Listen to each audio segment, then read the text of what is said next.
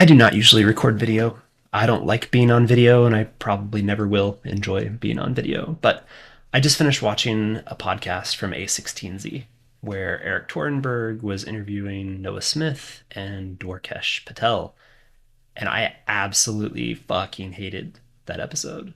I've not been a fan of Noah or Dwarkesh ever, but this just kind of reinforced why.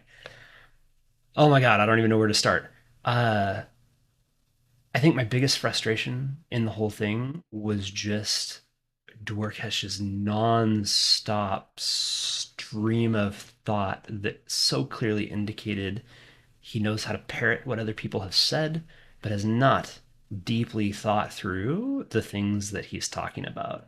Some of just the thoughts about AI and how it's going to change the economy and UBI and so many things were just off the rocker. So I'm going to use this video to talk a little bit about what I think is going to happen with AI and why, and how I expect the economy to play out.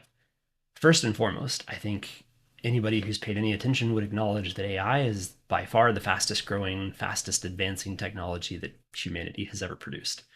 I mean, depending on which metrics you use, somewhere between like 1 and 2 billion people every week around the world are using AI in some fashion, maybe more. I mean, if you count Google AI overviews and AI mode, and maybe the thin things that count as AI inside of Apple devices and Android. Like maybe it's more. Maybe it's more like half of humanity. But as of recently, I think it was just last week, OpenAI said that they're up to almost 700 million weekly users, and they fully expect with the launch of ChatGPT 5 that that'll probably nudge up to like a billion. So that's a pretty significant portion of humanity using AI. Now, from my perspective, I'm a consultant. I do marketing consulting. I work with businesses on business process optimization, content, SEO, how to bake AI into those marketing processes for writing or ad creative or all sorts of things. And it has been my observation pretty consistently that every single business is integrating these things as fast as they can. And that makes sense to me. There's enormous incentive to integrate artificial intelligence in all the ways into business processes where it makes your team more efficient, allows them to do more with less, lowers the cost to do a bunch of different things, saves on headcount, reduces the need to expand headcount. Like, there's a lot of financial incentives for businesses to adopt AI as fast as possible. And I don't see that stopping. I mean, if anything, I see that increasing just as rapidly as AI capabilities have been increasing, which truly has been an exponential curve over the last 3-ish years now. So, number one, people are going to integrate these into their businesses. They can't not do it. They would be at an extreme competitive disadvantage, if not now, in the very near future, by not doing so. So, I fully expect all these businesses to do so, to use AI everywhere they can do it. As they do that, each these AI companies are going to gather more information. They're going to be able to improve their models. Models are going to improve more and faster, and we just see the cycle continue. So, I think it's safe to say that businesses will introduce AI.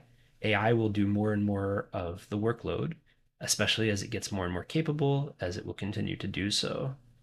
This all leads me to at some point in the not too distant future, as multiple leaders in the AI space and a lot of other people have said, pretty quick AI is going to be more capable in at least any knowledge domain, and eventually via robotics in any physical domain as well, more capable than any human could ever possibly be.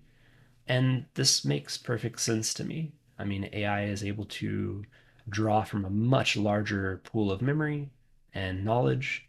It can access things much faster, read much faster, process data much faster. Like it's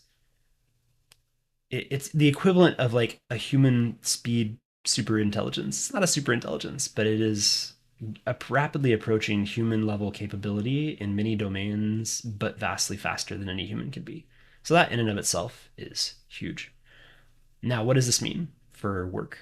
I would say that eventually, I mean, if we play our cards right, it's my opinion that humans really shouldn't have to work. Like, we've had to work in the past because we had to do that to survive, to have a roof over our heads, to have food on our plates. But here's what happens. So, you can already see this play out in a lot of spaces pre AI. TVs would be a good example. Once upon a time, having a big screen TV was only for the rich. Those things were thousands and thousands and thousands of dollars back in the 80s and 90s. They weren't that great. Those rear projection TVs that got burn in all the time, they weren't that big. I mean, 50, 60 inches maybe, like nothing compared to some of the screens you can get now. And they were really expensive. So adjusting for inflation, we're talking like 10, $20,000 plus for a TV. Now, if you were to look at the price of TVs today, you can get an 80-inch flat screen TV for less than $1,000. Like that's wild. The cost has come dramatically down, and it's come down because of scale and automation and advances in technology and demand. So this set of things has led to reduced costs to produce a good.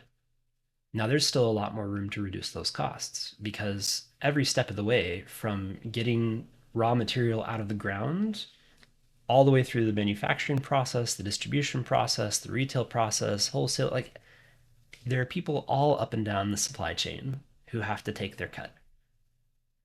Now, what happens when AI is able to do AI plus robots is able to do all of that? The robot digs out the mineral, takes it to a robotic AI overseen factory that processes everything, builds it, shipped via robotic automated ships and trucks, delivered directly to whoever wants it with no intermediary. Like you can reduce the cost of all goods down to just raw materials, energy, and compute. And simultaneously, you can use AI to improve the efficiencies in all of those things.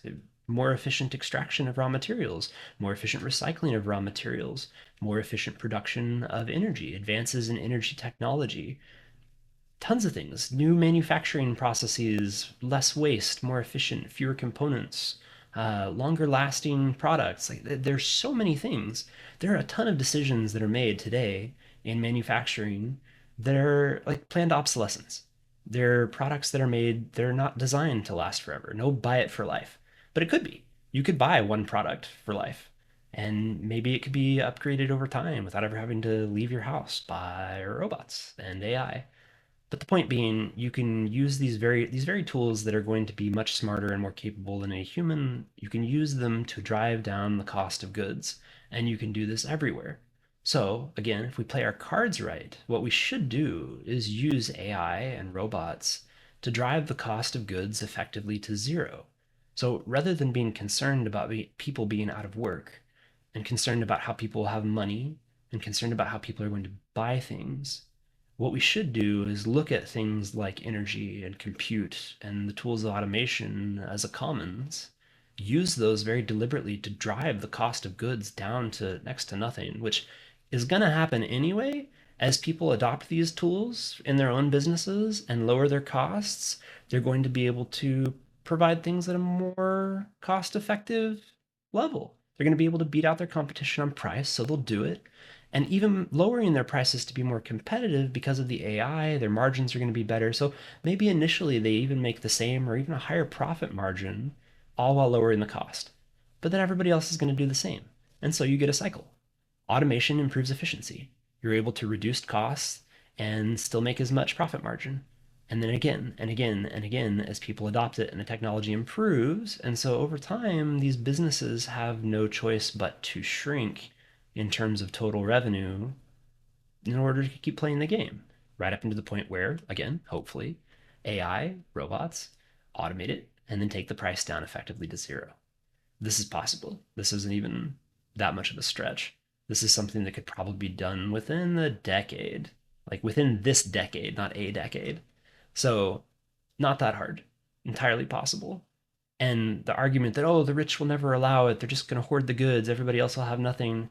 No, because they're greedy. They can't help but integrate this technology into their businesses in order to gain those profit margins and get ahead in the short term. And then they get on that effectively slippery slope of using the automation to improve the efficiency, to lower the prices, to be more competitive, and around we go. We still end up in the same place. We end up in the same place whether they're greedy or not. So I see no logical endpoints where we don't use AI and robotics to automate effectively everything and drive the price of goods down to nothing.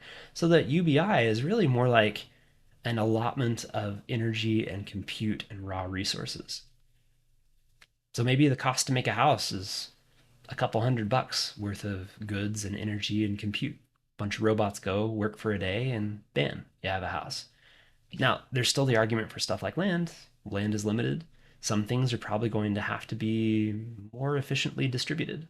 I don't think we need to take everything away from everybody, but at the same time, there's a lot of land that can be efficiently used and allocated to help out people. But then we're not really constrained just to surface land. Who says? I mean, if AI and robots can build things cost effectively, you could build floating homes, floating islands, new land masses, underseas dwelling units, ships, planes that could fly constantly, underground housing. There's a lot more space on the planet than we ever are going to make use of, I think. Um, and then there's the more out there stuff, Elon Musk and Mars or moon colonies or space stations. So much further out, I think, but still not like that wildly out. But anyway, in the interim, it makes sense to me that if we play our cards right, AI and robots can drive the cost of things down to nothing so that everybody gets to be rich without needing much, if any, money. Doesn't that sound good? Like, is that something to be terrified of or worry about? Doesn't seem that way to me, but well, jump into the comments. Tell me what you think. Cheers.